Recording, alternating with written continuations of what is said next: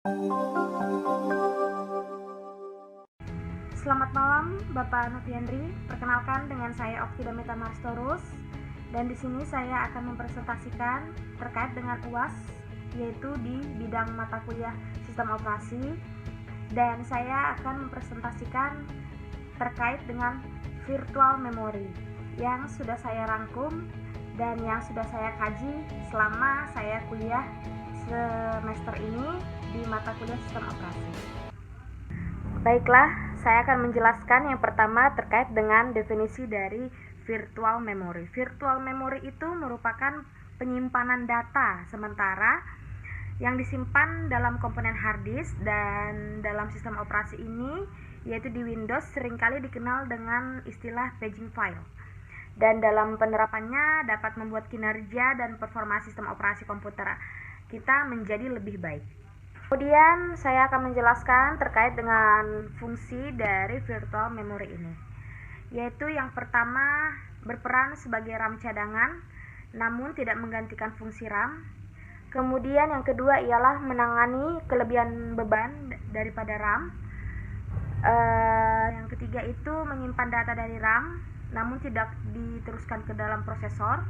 Dan yang keempat ialah membantu kinerja sistem operasi. Dan yang terakhir sebagai memori cadangan yang bersifat sementara. Kemudian di sini saya akan menjelaskan terkait dengan langkah-langkah umum dalam implementasi di virtual memory ini. Yang pertama itu ialah pembagian memori.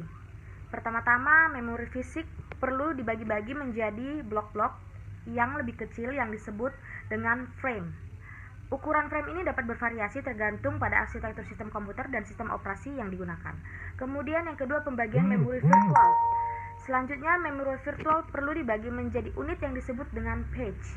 Hal ini dilakukan agar setiap program yang berjalan dapat memiliki ruang memori virtual tersendiri. Dan kemudian, langkah-langkah umum dalam implementasi memori ini yaitu pengaturan page table.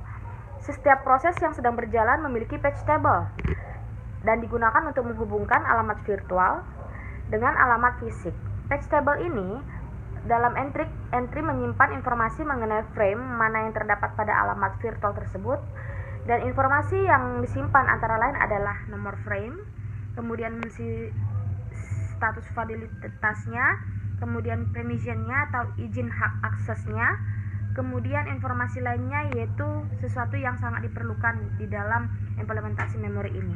Kemudian penanganan page faults-nya, yaitu ketika suatu program mengakses alamat memori virtualnya yang belum ada di dalam memori fisiknya, terjadi apa yang disebut dengan page fault. Kemudian pembuatan dan pengelolaan swap space, ya. Swap space adalah area pada disk yang digunakan untuk menyimpan halaman dan yang aktif dan tidak bisa dipampang dan ditampung oleh memori fisik. Kemudian implementasinya strategi penggantian halaman. Ketika memori fisik penuh dan terjadi page fault, diperlukan strategi penggantian halaman untuk menentukan halaman mana yang akan digantikan dengan halaman baru. Kemudian pengalokasian dan penalokasian memori, yaitu ketika suatu program berjalan, memori akan dialokasikan secara dinamis saat dibutuhkan dan dialokasikan saat tidak diperlukan lagi. Kemudian keamanan dan proteksi virtual memory ini juga membutuhkan mekanisme keamanan dan proteksi yang kuat untuk melindungi memori yang ada di dalamnya. Dan yang terakhir ialah pemantauan dan manajemen memori, yaitu selama proses berjalan, sistem operasi juga perlu terus memantau pemakaian memori, baik memori fisik maupun virtual, dan melakukan manajemen untuk mengoptimalkan penggunaan memori tersebut. Kemudian di sini saya akan menjelaskan tentang virtual RAM. Virtual RAM adalah yang digunakan dalam komputasi untuk mengoptimalkan manajemen memori dalam mentransfer data antara sistem penyimpanan yang berbeda. Dan kemudian seperti memori akses acak dan penyimpanan disk. Sebuah sistem memori yang selalu digunakan ini banyak keuntungannya, termasuk membebaskan aplikasi dari keharusan sistem ruang tersebut.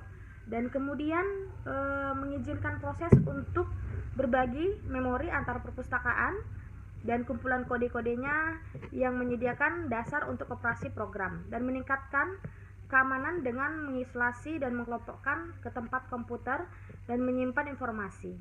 Dan masih banyak lagi keuntungan yang kita temukan di dalam virtual RAM ini. Dan yang terakhir, saya akan menjelaskan tentang virtual memory di Windows. Virtual memory berupa file yang bernama page file yang diset hidden oleh Windows. File ini disebut paging file yang digunakan untuk menampung program dan data yang tidak cukup di memori fisik. Kemudian virtual memory ini memang lambat ya, karena daripada memori fisik karena penggunaannya terlalu banyak dan dapat menggunakan kinerja sistem. Dan yang terakhir itu ialah sehubungan dengan itu Windows memindahkan proses yang tidak terlalu sering ke virtual memory dan membiarkan proses yang sering digunakan itu di memori fisik. Jadi sehingga dapat lebih efisien. Demikianlah presentasi yang saya sampaikan pada malam ini. Dan jikalau ada kekurangan dan kesalahan dari kata-kata yang saya sampaikan, saya mohon maaf. Dan semoga di kedepan hari, khususnya saya pribadi, semakin semangat lagi dalam meraih dan mewujudkan apa yang saya impikan bersama dengan Universitas Indonesia.